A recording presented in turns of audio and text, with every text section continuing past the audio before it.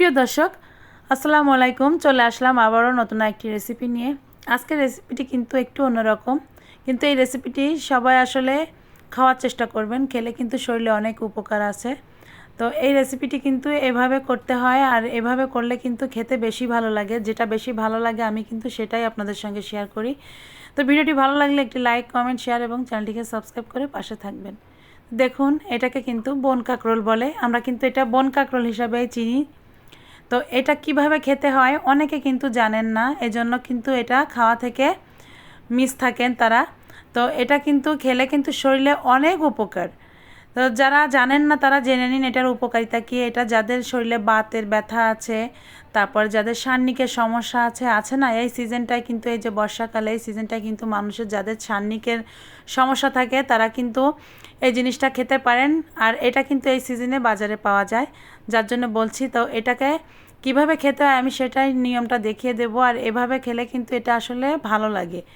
তো এটা আমি যেভাবে দেখুন ছিলে কুটে নিচ্ছি, তো এটা প্রথমে এভাবে ছিলে নিতে হবে। খোসাটা কিন্তু মানে শক্ত থাকে, তো খোসাটাকে এভাবে ছিলে এভাবে চাক চাক করে কেটে নিব। তো এভাবে চাক চাক করে কেটে নিলে কিন্তু আমি যেভাবে এটা রান্না করব সেটা কিন্তু এইভাবে কেটে নিতে হবে। আর প্রথমে দেখুন এইভাবে কেটে নেবেন একটু মোটা মোটা করে। আমি যতটুকু মোটা করেছি দেখুন এখানে 1/2 ইঞ্চি করে মোটা করে নিতে হবে। মোটা করে নিয়ে তারপরে বীজগুলোকে একটু জাস্ট এইভাবে বের করে নিতে হবে। তো এই বীজ সহ কিন্তু রান্না করলে আসলে এটা খেতে ভালো লাগে না। তো চাইলে এইভাবেও রান্না করতে পারেন, যাদের কাছে বীজটা বের করার সমস্যা হয় মনে হয়, তা এভাবে না বের করেও কিন্তু রান্নাটা করে নিতে পারেন। তারপরেও কিন্তু বীজটা বের করে নিলে দেখা যাচ্ছে খাওয়ার সময় আপনার কোনো ঝামেলা লাগবে না। তো আমি দেখুন এইভাবে বীজটাকে বের করে নিব, আর এইভাবেই বীজটাকে বের করতে হয়। তো দেখুন আমি এইভাবে খুব সহজে বীজটাকে কিন্তু বের করে নিব। তো এই কাঁকরোলটা কিন্তু আমরা অনেকে কিভাবে খেতে হয় আসলে আমরা জানি না। তো এভাবে কিন্তু রান্না করে খেলে কিন্তু ভালো লাগে। আবার চাইলে কিন্তু এটা কুচি কুচি করে এটা কিন্তু আলু ভাজির মতো তখন ভেজেও খেতে পারবেন, সেটাতেও কিন্তু খেতে ভালো লাগে। কিন্তু বেশি যেটা ভালো লাগে সেটাই কিন্তু আমি আপনাদের সঙ্গে শেয়ার করছি। এটা এভাবে যদি রান্না করে খান তাহলে কিন্তু এটা বেশি ভালো লাগে। তো দেখুন আমি সবকটা কাঁকরোল, 2টা কাঁকরোল এখানে নিয়েছি কেটে, আর এইভাবে কেটে ধুয়ে পরিষ্কার করে নিয়েছি। এখন আমি এখানে একটু লবণ আর হলুদ মেখে রেখে দেবো আধা ঘন্টার জন্য। তো এটা চাইবেন যে লবণ হলুদ মেখে আধা ঘন্টা রেখে দিতে, তাহলে এটা খুব সুন্দর করে এটা মজে যাবে। লবণ হলুদটা ভালোভাবে এই কাঁকরোলের ভিতরে ঢুকে যাবে লবণটা।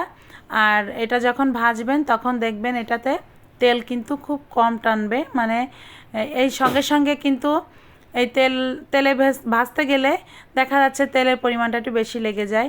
কিন্তু যখন এখানে আধা ঘন্টা এটা মেখে রেখে দিবেন তখন দেখবেন এটা যতই তেলে ভাজেন না কেন তেল কিন্তু একটু টেনে নেয় না। আর তেলের পরিমাণটা একটু এরকম বেশি করে দিয়ে ভাজবেন, তাহলে দেখবেন তেলটা একটু চুষে নেবে না।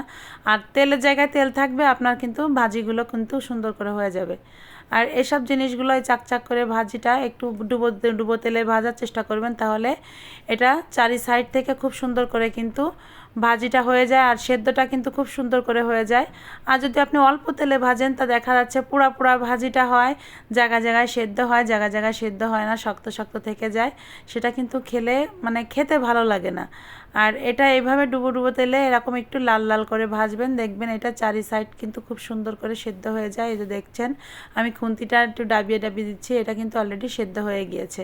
তো এই ভাজিটা কিন্তু মাঝারি আঁচে করতে হবে, এটা কিন্তু চুলার আঁচটা বাড়িয়ে দিয়ে করা যাবে না, তাহলে কিন্তু খুব সহজে কালার চলে আসবে আর এটা কিন্তু কাঁচা থেকে যাবে। আর ওই যে বললাম যে আধা ঘন্টা মেখে রেখে দেবেন, আধা ঘন্টা কিন্তু লবণ হলুদ মেখে দিলে রাখলে কিন্তু এই ভাজিটা যখন করবেন এতটা সফট হবে, খুব দ্রুত কিন্তু এটা খুব সুন্দর করে সেদ্ধ হয়ে যায়। তো দেখুন কালারটা এর থেকে বেশি আর করবেন না, এইভাবেই কালারটা করে কিন্তু ভাজিটা করে নেবেন। তো আমি এইভাবে বাকিটা কিন্তু একবারে এইভাবে আস্তে আস্তে 2বার 3বার দিয়ে কিন্তু ভাজি করে নিব। তো সেটা তো আসলে দেখানো সম্ভব হয় না, ভিডিওটা তাহলে অনেক লম্বা হয়ে যায়। তো দেখুন আমি এই যে উল্টে পাল্টে সুন্দর করে এগুলোকে লাল লাল করে ভেজে নিচ্ছি। তো এটা কিন্তু এতটা দেখানো লাগে না, কিন্তু আছেন অনেক আপুরা আছেন, নতুন রাঁধুনি আপুরা আছেন যারা রান্না করতে পারেন না, তাদের জন্য কিন্তু একটু হলেও উপকারে আসবে। তো আমি সবকটা কাঁকরোল এইভাবে ভেজে নিয়েছি। আর একই তেলে আমি এখানে দেখুন বেশ কিছু পেঁয়াজ কুচি আর কাঁচামরিচ কুচি করে দিয়েছি। তো এটা কিন্তু শুধু শুধু এইভাবে ভাজলে ভালো লাগে না, এর সঙ্গে একটু পেঁয়াজ এইভাবে ভাজি করবেন, দেখবেন ভাজিটা খেতে আরও টেস্ট বাড়াবে। তো আমি এখানে 4-5-6টা আমি বড় সাইজের পেঁয়াজ নিয়েছি। আপনারা চাইলে পেঁয়াজের পরিমাণটা কমিয়ে বাড়িয়ে নিতে পারেন, তবে আমি যেমন পেঁয়াজ মানে যেভাবে ভাজিতে দিই ঠিক সেই অনুপাতেই আমি দিয়েছি। এই পেঁয়াজের পরিমাণটা একটু বেশি বেশি হলে ভাজিটা খেতে কিন্তু টেস্ট হয়।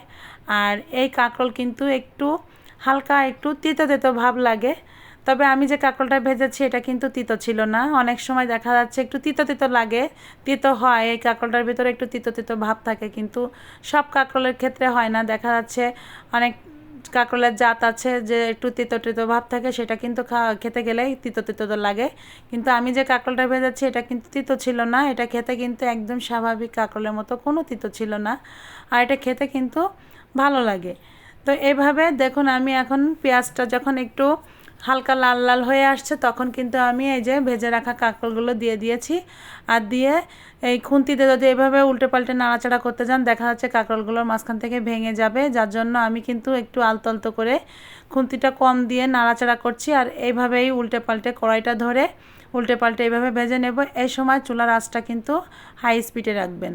যখন পেঁয়াজের উপরে কাঁকরোলগুলো দিয়ে ভাজবেন তখন কিন্তু চুলার স্পিডটা বাড়িয়ে রাখতে হবে, রেখে এইভাবে কড়াইটা ধরে ঝাঁকিয়ে ঝাঁকিয়ে একটু উল্টে পাল্টে নিলেই কিন্তু আপনার ভাজিটা হয়ে যাবে। আর দেখুন ভাজিটা কিন্তু আস্তে আস্তে পেঁয়াজের সঙ্গে মিশে গিয়েছে, আর এবং পেঁয়াজটাও যতটুকু কাঁচা কাঁচা ভাব ছিল সেটা কিন্তু সুন্দর করে ভাজি হয়ে গিয়েছে।